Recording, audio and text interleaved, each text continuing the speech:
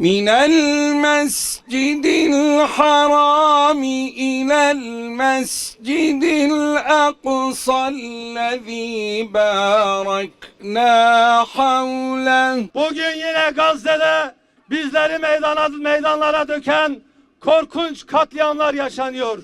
Yine Gazze'de kardeşlerimiz ağızlarındaki sahur lokmasıyla ölüme yürüyor. Yine Gazze'de 528 gündür olduğu gibi çocuklarımız Siyonist bombalar altında paramparça oluyor. Yine Gazze'de evler, çadırlar, camiler, hastaneler bombalanıyor. Dün gece boyu süren saldırılarda 400'den fazla kardeşimiz şehit edildi. 528 gündür tarihin en kanlı yıkımına, en vahşi soykırımına sahne oluyor. Parçalanmış cesetler, annesinin kucağında can veren bebekler kalbimizi parçalıyor.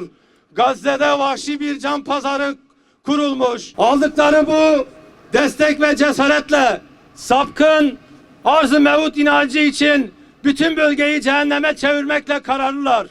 O yüzden bir gün Yemen'e, bir gün Suriye'ye, bir gün Lübnan'a, bir gün İran'a ve her gün Gazze'ye saldırıyorlar.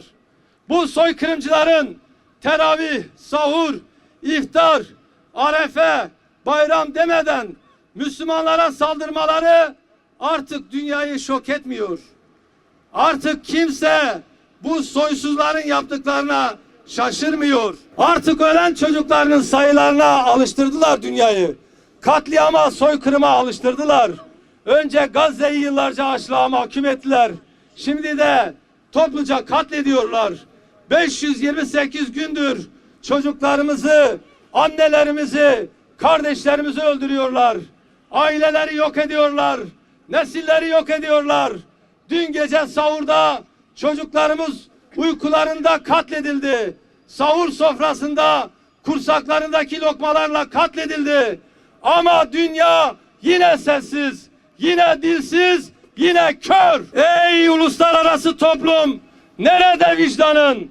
Ey İslam ülkeleri, nerede onurun? Sapkın arz-ı mevdut inançları uğruna bütün dünyayı ateşe atmaktan çekinmeyen bu lanetli topluluğa dur demenin zamanı gelmedi mi? Söze karşı söz, çeliğe karşı çelik deme zamanı gelmedi mi? Ümmetin evlatlarına sahip çıkma zamanı gelmedi mi? Artık sözün, kınamanın, lanetlemenin bir anlamı kalmamıştır. Kınamalarınızın canı cehenneme, lanetlemelerinizin canı cehenneme. Gazze'li kardeşlerimiz haysiyetiyle ölmeyi haysiyetsiz bir yaşama tercih ettiler. Gazze'nin onurlu milleti arzın izzetidir. Tarih kahramanları da zalimleri de unutmaz. Yaşasın izzetin temsilcileri, zilleti seçenlerin canı cehenneme. Biz buradan Elazığ meydanından İslam ülkelerine sesleniyoruz. Bu lanetlenmiş vahşiler durdurulmazsa sıra size gelecek. Bırakın aranızdaki ihtilafları, tefrikayı. Çünkü girmeden tefrika bir millete düşman giremez. Ve kuşanın ittihadı. Çünkü toplu vurdukça yürekler onu top sindiremez. İsrail'den korkmayın. Allah'tan korkun. Rabbimiz inanıyorsanız üstünsünüz diyor. Biz Gazze'nin Türkiye'li kardeşleri olarak, biz Kudüs davasının sadık neferleri olarak Gazze'nin yiğit evlatlarının yanında durmaya, Yemen'deki kardeşlerimizin yanında durmaya devam edeceğiz. Sarsılmaz bir imanla yurtlarını, özgürlüklerini savunan kahramanların sesi olmaya devam edeceğiz. Ey Gazze'li kardeşlerim, biz Birleşmiş Milletler'den, İslam İşbirliği Teşkilatı'ndan, Arap Ligi'nden ümidi kestik. Ama Gazze'nin yiğitlerinden, sizlerden umudu hiç kesmedik. İnanıyoruz ki Gazze'nin izzeti Trump'ı da, Netanyahu'yu da yenecek inşallah. Çünkü siz Filistin'de Calut'a karşı cihat eden Talut'un askerlerisiniz. Çünkü siz Calut'a karşı savaşmaktan korkan korkaklara Talut'un diliyle nice az sayıda bir birlik Allah'ın izniyle çok sayıdaki birliği yenmiştir. Allah sabredenlerle beraberdir diyenlersiniz. İnanmış bir milleti katliamla sindirmek, soykırımla yenmek mümkün değildir. Nasıl ki Bosna'da başaramadılarsa Filistin'de de başaramayacaklar Allah'ın izniyle. Neredeyse bir asırdır katliamlara direnen, 528 gündür aralıksız süren bir soykırımda 60 binden fazla evladını kaybeden Filistinli kardeşlerimizin direnişi zaferle sonuçlanacak inşallah. Aynı inançla Filistinli kardeşlerine destek verdikleri için saldırıya uğrayan Yemen halkının da yanında duruyoruz.